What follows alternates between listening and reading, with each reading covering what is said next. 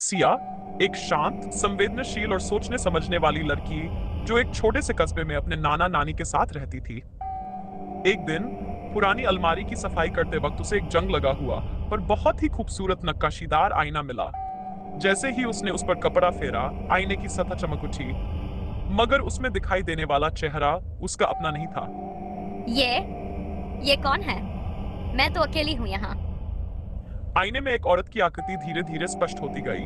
उसकी आंखों में गहराई थी, जैसे बरसों से कुछ कहना चाहती हो। आईने की औरत। मैं वही हूँ जो तुम हो, और वही भी जो तुम छुपा रही हो। क्या मतलब है तुम्हारा? मैं कुछ नहीं छुपा रही। सिया डर गई, मगर उसकी जिज्ञासा और भी बढ़ चुकी थी। उसने आईने को ध्यान से देखा। अब आईने में उसका ही अक्स दिख रहा था, मगर उसके चेहरे पर एक रहस्यमयी मुस्कान थी। वैसी मुस्कान जो वह जानती थी उसने कभी नहीं की। उसी रात सिया ने सपना देखा, एक उजड़ा हुआ महल, सीढ़ियों पर खून के निशान और एक लड़की जो किसी को पुकार रही थी। कि आवाज को मत छोड़ना, वो तुझे सच तक ले जाएगा। अगले दिन सिया अपने नाना नानी के पास पहुंची। नानी, इस घर में कोई और भी रहता था क्या? क्यों पूछ रही हो? मुझे अलमारी में एक आईना मिला। उसमें अजीब चीजें दिखती हैं और मुझे कुछ सपने भी आ रहे हैं। तुम्हें वो आईना नहीं छूना चाहिए था। वो तुम्हारी परनानी का था। कहा जाता है वो एक तांत्रिक के श्राप से जुड़ा है। क्या श्राप? सिया की परनानी रत्ना देवी एक रहस्यमयी औरत थी। कहा जाता है उन्होंने उस आईने से किसी की आत्मा को बांध दिया था। वो आत्मा अब तक मुक्त नहीं हो सकी। जब भी कोई संवेदनशील आत्मा उस आईने को छूता, आत्मा उसके जरिए बाहर निकलने की कोशिश करती। अगर कोई फांसा हुआ है तो उसे मुक्त करना जरूरी है। नहीं सिया, ये खेल नहीं है। आत्माओं के साथ छेड़खानी खतरे से खाली नहीं। लेकिन सिया ने ठान लिया था। हर रात वह आईने के सामने बैठती और आत्मा से संवाद करने की कोशिश करती। धीरे धीरे आत्मा की पहचान स्पष्ट होने लगी। वह एक किशोरी थी, अन्या, जो 28 साल पहले इस घर में एक नौकरानी थी।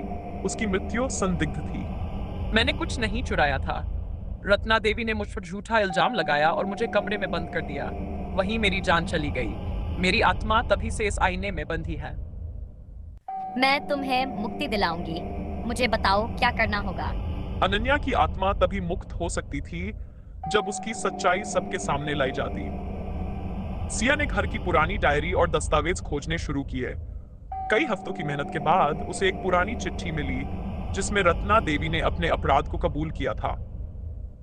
मैंने अन्या को कमरे में बंद कर दिया। मुझे गुस्सा आया था, लेकिन मुझे नहीं पता था कि वह मर जाएगी। अब वो आईने में कैद है और मैं रातों को सो नहीं पाती। ये श्राप मुझे जलाए जा रहा है। सिया ने वह चिट्ठी गांव के मंदिर में ले जाकर पुजारी को दिखाई। सच सामने आ गया है। अब आत्मा को शांति दी जा सकती है। हम एक विशेष पूजा करेंगे। पूजा के दौरान आईने से धुएं की एक लकीर निकली और एक कोमल मुस्कान के साथ अनन्या की आत्मा आकाश की ओर उड़ गई। धन्यवाद सिया, अब मैं आजाद हूँ। आईना अब एक सामान्य शीशा बन चुका था। उसमें कोई छवि नहीं थी सिवाय उसके जो सामने खड़ा हो। सिया ने में देखकर मुस्कुराती हुई, अब इसमें सिर्फ मैं हूं और मेरी सच्चाई। आईना केवल एक वस्तु नहीं था, वह आत्मा का प्रतिबिंब था। जो हम छुपाते हैं, जो हम स्वीकार नहीं करते, वो सब उसमें नजर आता है। सिया ने न सिर्फ एक आत्मा को मुक्ति दी, बल्कि खुद को भी समझा।